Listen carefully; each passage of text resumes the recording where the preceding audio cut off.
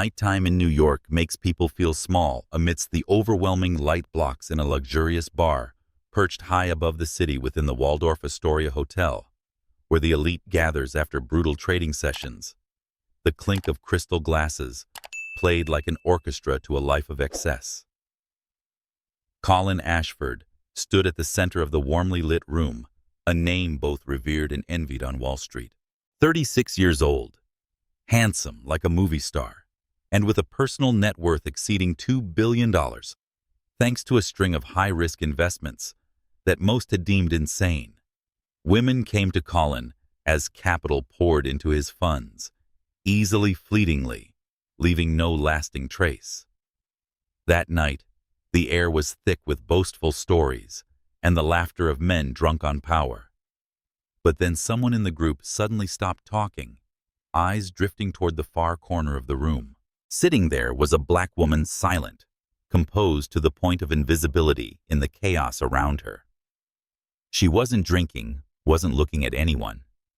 In her hand was a thick book, and the light caught the metal frame of a wheelchair beneath her, the first thing the entire table noticed. A snide laugh broke the hum. "Collin, 10 grand says you make her laugh before midnight. You in?" The table erupted into laughter, but Collin raised his glass of red wine, eyes never leaving the girl. No raised brows, no hesitation. He nodded. Challenge accepted. He stood, adjusted the cuff of his white dress shirt, and stepped away from the leather chair like a seasoned conqueror, far too familiar with victory. Every step was calculated. Collin wasn't used to failure, and he didn't believe in the concept of unreachable. But what he didn't know was that this woman wasn't like anyone he had ever met. She wouldn't look at him with admiration. She didn't need him to complete her world. And while Collin thought he was merely playing a game, fate had already begun to rewrite the rules. A meaningless bet, and then a love he never imagined his cold heart could reach.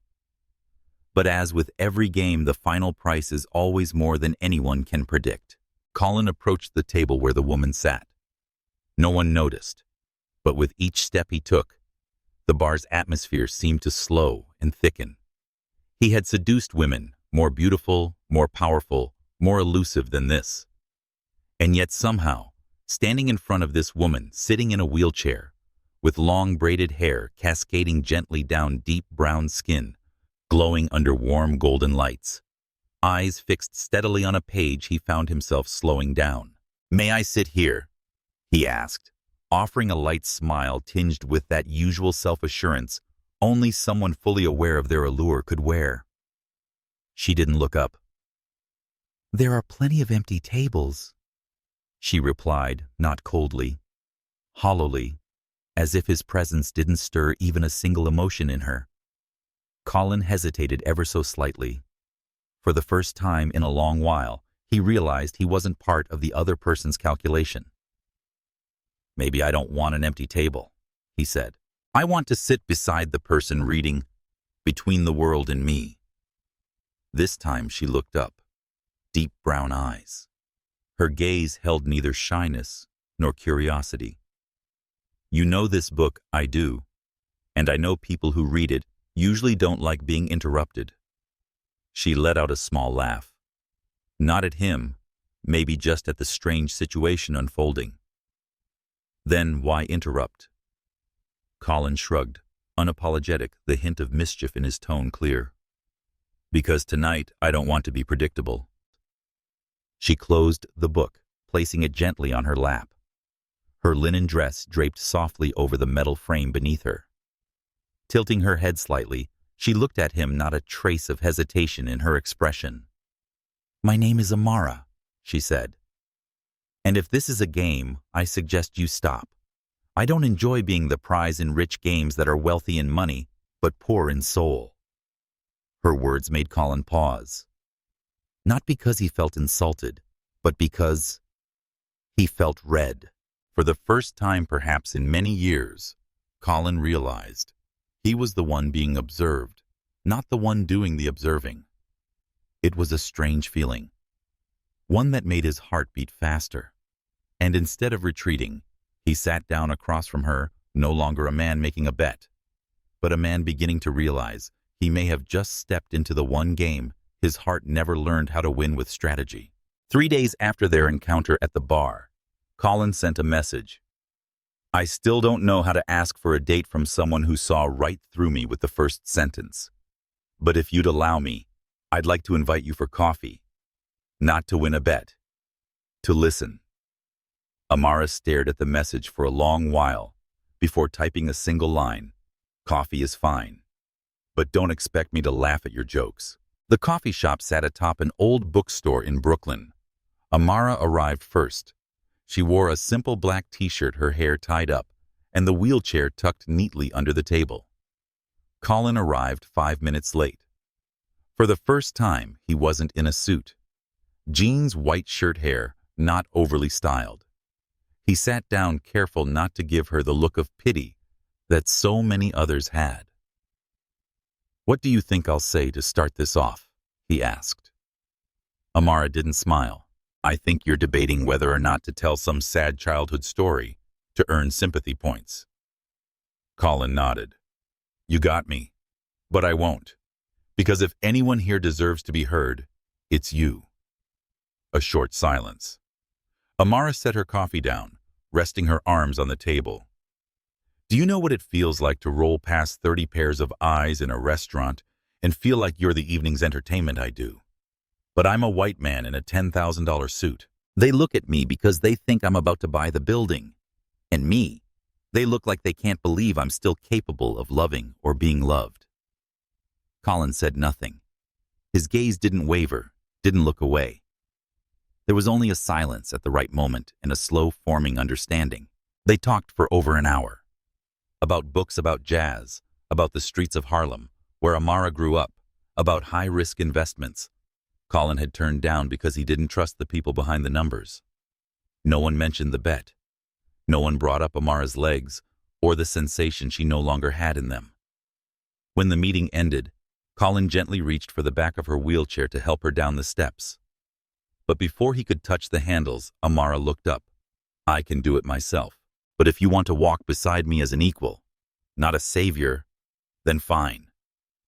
Collin nodded and stepped back at a pace.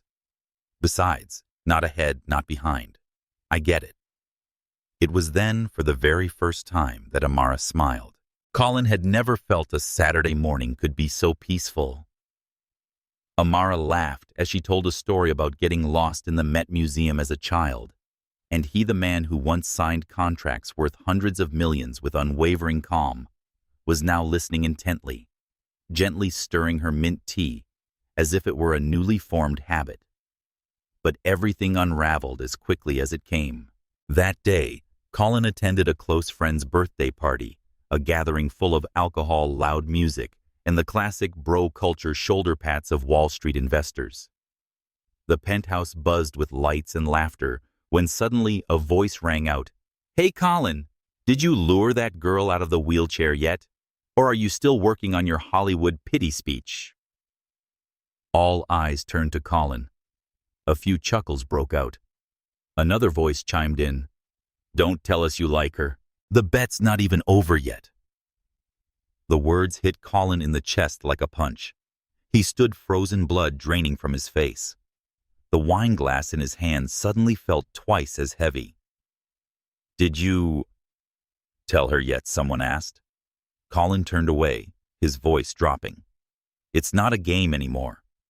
But worse than the ridicule of his friends was the person who had just stepped in from the balcony behind him, Amara.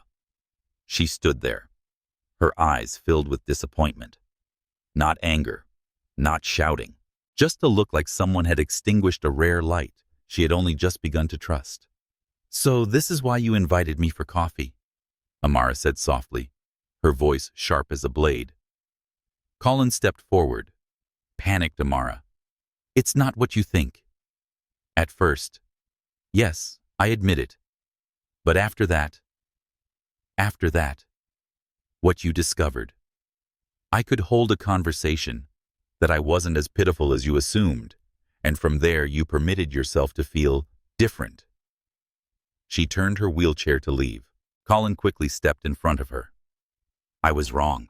I was stupid. But I've never felt this real with anyone, not even in the most perfect relationships. You changed the way I see everything. You make me want to slow down, be better. Amara cut him off. Don't idealize me as your redemption for being shallow. Collin, I don't need to be saved. I need to be respected.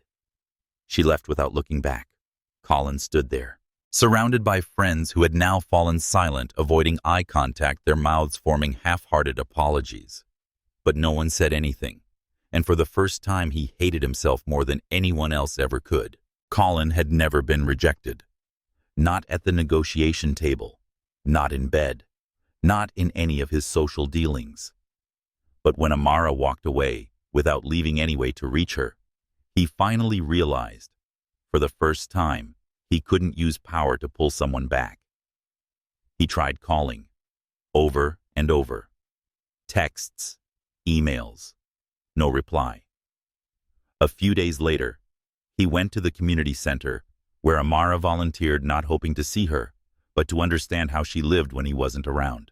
Collin saw a completely different side of the world he used to skim past with indifferent eyes. A little boy in a wheelchair grinned wide because someone had fixed his joystick. A blind older woman traced Braille letters Amara had once taught her to read. "You're looking for Amara, aren't you?" An older man, a staff member at the center, asked when he noticed Collin standing there lost. She asked for 2 weeks off. "Personal reasons. I just want to apologize to her." "Well, you're not the first to try and apologize to Amara," the man said, looking him up and down. "But if you think an apology is enough, then you don't know her at all." That night, Collin went home and opened his laptop. Instead of looking at his investment portfolio, he opened his design software, something he hadn't touched since his final year of college, when he still dreamed of becoming an architect. He started sketching. Not a skyscraper, but a wheelchair. Different. He researched every model on the market, studied motors, tilt mechanisms, stability, and the common issues with New York's terrain. Collin Harrison, the billionaire investor, was sitting in his multi-million-dollar penthouse, drafting every detail of a custom wheelchair designed for the woman he had lost to his arrogance. The following week, he returned to the center, not to look for Amara, but to volunteer. Sweeping floors, delivering meals, assisting in classes. He didn't ask for photos. He didn't flaunt his bank account. He just quietly worked day by day. "You're here for her. I'm here because I need to learn how to be worthy of her." The older man squinted at him, then nodded. Not completely hopeless, I guess.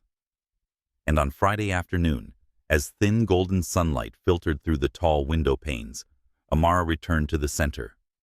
She saw him from a distance. Collin didn't run. I didn't call her name. He stood still, holding a lunch container, wearing a sheepish smile. "What are you doing here?" "Trying to be decent. Or at least, learning how to be." She said nothing. Her face was unreadable, but her eyes flickered just slightly. He raised his hand, offering a creased piece of paper. "I know I can't undo what I've done. But if you let me do something real for you, this is the first thing I want to give. Not as an apology, but as an action." Amara took the paper. She didn't say a word, but for the first time, she didn't turn away. Amara sat alone in her small apartment. On the table lay the blueprint Collin had given her, a new wheelchair design featuring an adjustable tilt innovative balance system, ultralight materials. As if he had spent an entire month studying every tiny detail. She had looked at it over a dozen times. "Don't soften just because of a blueprint, Amara." She repeated that sentence like a shield, but her mind kept circling back to that moment at the center, when Collin, the same man who once graced the cover of Forbes, was quietly mopping the floor like a trainee staff member. No expensive suits, no slick smile, just a man learning how to take responsibility. The next day, Amara returned to the center earlier than usual. She saw Collin helping a boy with paralyzed arms reattach the wheel to his chair. The boy shouted, frustrated at not being able to do it. Collin didn't get mad. I didn't pity him. He said gently, "It's okay. Getting angry is normal. I once smashed my laptop because I lost a big deal. Really. But I've since learned how to lose without throwing stuff." Amara saw the boy laugh for the first time in 3 days, and she too smiled softly, so softly, but her heart thumped harder unsteadily. She was softening, and that scared her. That evening, she and Collin sat together for the first time without anger. They spoke as two people who once knew each other without trying to smooth over the past. "You know," Amara said, "what it feels like to be made into a bet." "I do," Collin replied. "And I hate myself for ever thinking that way, even for a minute. The more I got to know you, the more I realized that you're not someone to be conquered. You deserve to be respected." She looked at him, her eyes just as sharp as the first time they met. "Do you know why someone like me never falls for someone like you?" Collin gave a rueful smile. "Because someone like me never deserved it." "No," she said, her voice softening. "Because someone like you usually disappears when the real world starts to show." This time he didn't argue. He just said, "I won't disappear." Not this time. 3 days later, Amara received a package. Inside was the prototype of the wheelchair Collin had designed. Lighter, more agile with a sensor-assisted center of gravity adjustment system. And a handwritten note. "I know this wheelchair can't undo what I've done, but it's the first thing I've ever built for someone else, not for myself.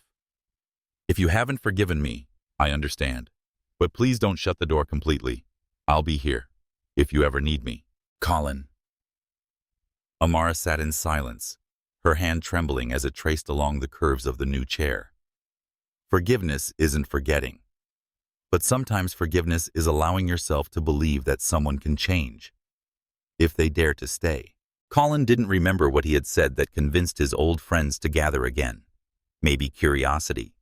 Maybe they expected some post-bet drama. Regardless, they all showed up. A luxury bar just like the one where they first spoke of the game. "So how's it going?" Will, his longtime college buddy, was the first to speak wearing that arrogant grin. "Conquered her yet? Or still trying to prove you're some good guy?" The group burst into laughter. Collin didn't. He looked straight at Will, voice calm. "I love her." The laughter died. Someone raised an eyebrow. Another scoffed. "Her? Do you mean the girl in the wheelchair? You're kidding, right? Don't tell me you caught feelings." Collin tightened his grip on the glass in his hand. "Not caught feelings. Love. Real. And I don't need anyone's permission to feel that. This is the real world, Collin." Someone else chimed in. "No one's going to accept that like it's some fairy tale. You're destroying everything you've built. If everything I've built can only stand if I hide the woman I love," he said, "maybe it deserves to fall." Silence swept the group. Collin stood up, pulled a folded document from his jacket pocket, the blueprint of the wheelchair he once gave to Amara, and placed it on the table. "I've invested my money into building an independent support system for her rehab center. No name. There is no company logo. Just help. It doesn't matter if she forgives me or not." That's what you did. For a bet. The question didn't need an answer. When Collin stepped out of the bar, someone called after him. "You seriously think you'll spend your life with a girl like that? What will your future even look like? No galas yachts, power dinners with the finance elite, just a life built on damage." Collin turned around. This time, he wasn't angry. He just smiled. "I've lived my whole life with all that, and I've never once felt whole. She's the first person who made me want to become the best version of myself. And if someone can make you look at yourself again, that's not damage. That's a chance to live honestly." He walked away, leaving behind a group of friends in awkward silence, and for the first time, he didn't feel any regret. That night, Collin texted Amara. "I don't know if I can make you believe again, but I'm willing to lose everything as long as I don't lose you." Amara didn't reply right away, but when Collin woke up the next morning, his phone had a message. Just 3 words, enough to make his heart race. "Don't give up." Amara opened the door of the small aging house in Brooklyn where she grew up. The scent of simmering beans, cornbread, and fried chicken wafted down the hallway. Collin stood on the doorstep holding a bouquet of sunflowers, the kind Amara once said her mother liked. Inside, Mrs. Evelyn, Amara's mother, was ready, but not with a welcoming smile. "You brought him?" she asked, not even looking at Collin. "Mama, I think you should give him a chance," Amara replied. Mrs. Evelyn turned her sharp eyes on Collin's gaze like a razor's edge.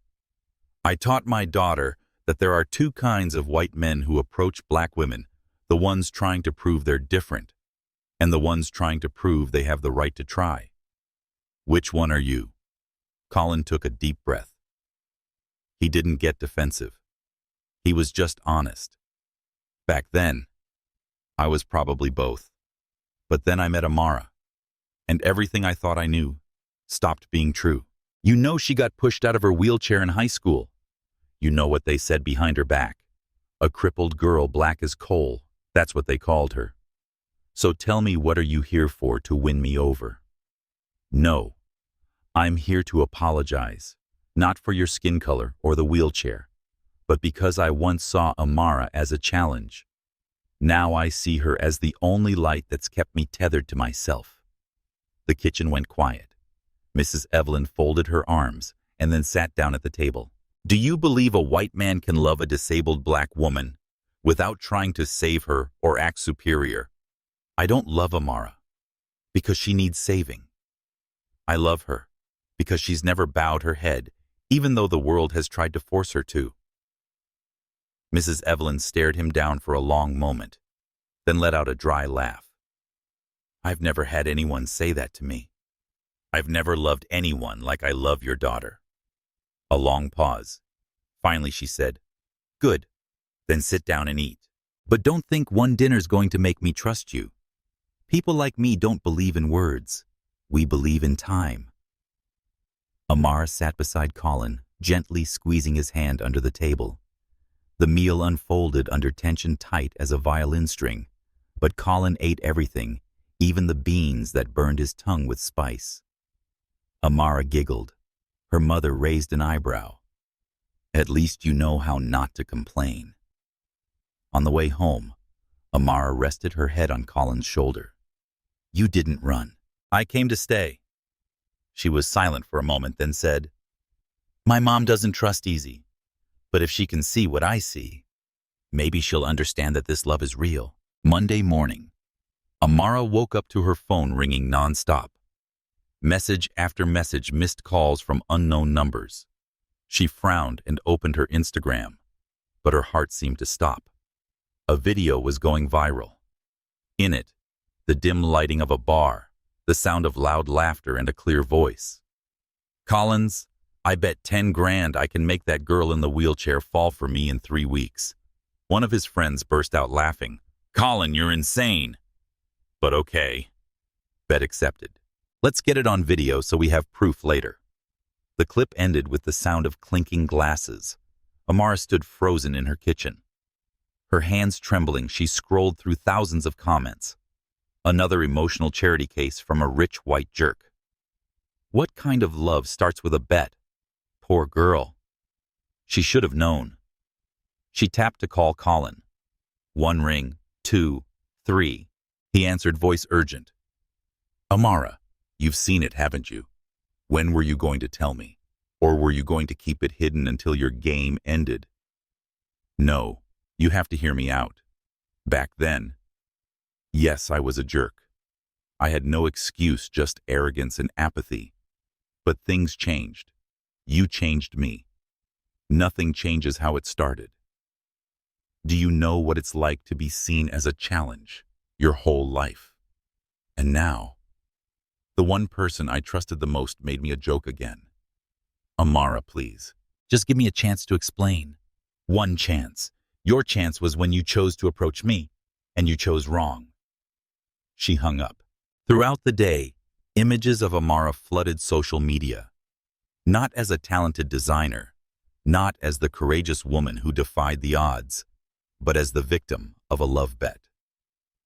By the afternoon, reporters had gathered outside her studio. They shouted questions as she silently exited through the back. That evening, Collin held a press conference before dozens of cameras and microphones.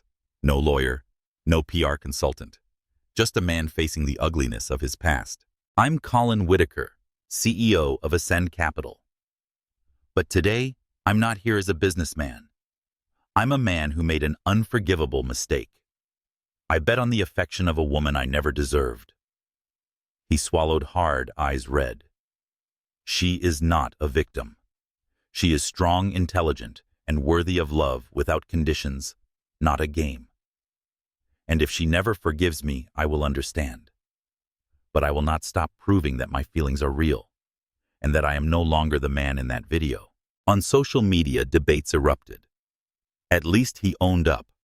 Honest, but still not enough to forgive. Amara should move on. She deserves better. That night, Amara sat alone in the dark, staring at her laptop screen and replaying the press conference. In her eyes, tears, not because of what Collin said, but because of what he didn't. Why didn't he tell her sooner? Why didn't he trust her enough to be honest? 1 week after the press conference, the gate between Collin and Amara remained tightly shut. The media frenzy had subsided, but the storm had only just begun inside Collin. No messages, no response, not a sliver of hope. On a gloomy afternoon, he stood before a small house on the southern outskirts of Brooklyn. In his hand was a bouquet of purple peonies.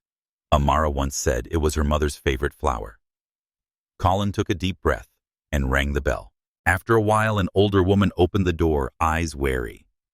She didn't need to ask who he was. I know you. On TV, on the internet, in my daughter's tears.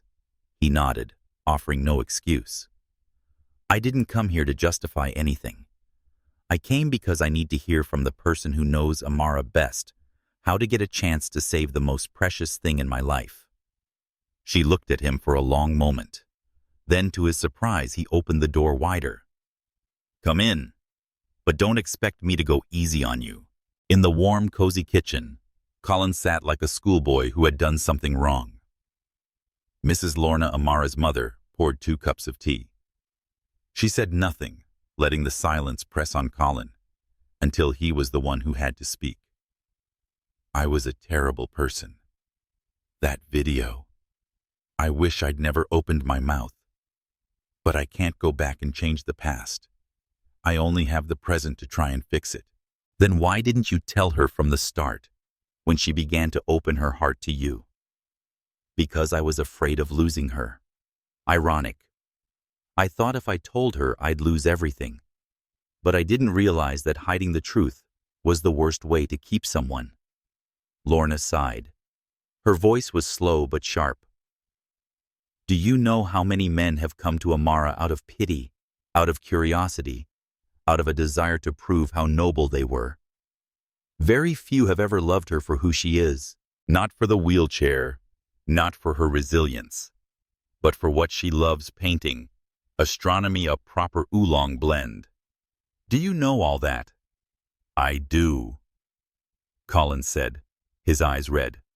Amara likes to play jazz, while painting hums softly when she cooks, and when she has nightmares, she doesn't scream, she just clenches her hand tight. A long silence followed. Lorna looked at him, her gaze slightly softer now. I've seen Amara's eyes when she talks about you. She's never loved anyone that deeply before, but she's also never been hurt so badly. You can't just apologize. You have to show her with action. I'm ready to do whatever it takes. Then start by disappearing for a while. Collin froze. She needs space to heal. The more you chase, the more she'll shut down. Let her see that you know not only how to say sorry, but also how to respect. He nodded slowly. His heart cracked a little more, but he understood she was right. Before he left Mrs. Lorna handed him a photo, a young Amara sitting in a wheelchair, eyes bright, holding a half-finished drawing. You said you wanted to understand her. Then start here. This is where her dream began. Collin held the photo tightly. I won't give up. Good. Because if you give up easily, you don't deserve her. That night, Collin went online. He quietly deleted all his old posts and unfollowed the friends who had once mocked Amara. He began a silent project. No PR, no media. A scholarship fund for disabled art students named after Amara's first childhood sketch, The Sky Beneath My Feet. No one knew, except one person, Mrs. Lorna. 3 months had passed since the night Collin walked out of Amara's mother's house. No phone calls, no messages, not a single appearance at her door. Amara thought he had truly disappeared. She returned to her art studio, buried herself in work, and started teaching free painting classes for children with disabilities. Each afternoon, she sat in front of her easel, trying to paint in bright colors. But she couldn't cover up the quiet emptiness that pulsed at the bottom of her heart. Then one day, an envelope appeared in her mailbox. No name, no return address. Inside was a stack of handwritten letters from children across America. Miss Amara, I never thought I'd ever get to learn to draw because my mom can't afford it. But someone paid my tuition for me. They said it came from a scholarship called The Sky Beneath My Feet. I want to say, thank you. 1 letter, then 2, then 50. Amara froze. That name, it was the title of the first painting she created when she was 8, after learning she'd be in a wheelchair for life. And only one person knew it. A wave of emotion surged in her, anger, tenderness, trembling. Hope she couldn't name. A few days later, her mother walked into the studio holding a small USB stick. There's something you should see. The screen lit up. A video of Collin sitting in his old apartment. No suit, no flash, just a man tired and bare. If you're watching this, it probably means I still haven't dared to face you. He swallowed hard, his eyes not looking at the camera, but as if staring directly into her heart. I used to think love was a game, a conquest, until I met you, and everything turned upside down. I was wrong, not just because of the stupid bet, but I didn't dare to stand between you and the world. I don't ask for forgiveness. I want you to know that you were never my secret. You were the first light I knew I had to hide, not out of shame, but because I feared losing you when people saw how unworthy I was. I walked away because your mother said you needed space. But I didn't stay idle. I used most of my dividends to create a scholarship fund in your name, so kids like you once were could see that dreams are real.